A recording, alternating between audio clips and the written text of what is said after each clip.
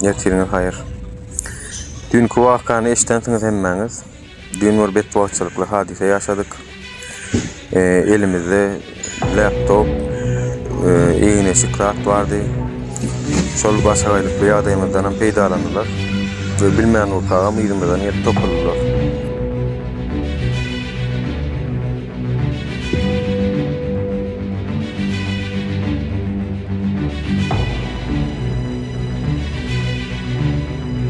Halit Ubeşya almak için o özüne o bir yumruk anırda dursun böyle de. Hatta özünü attıryalar.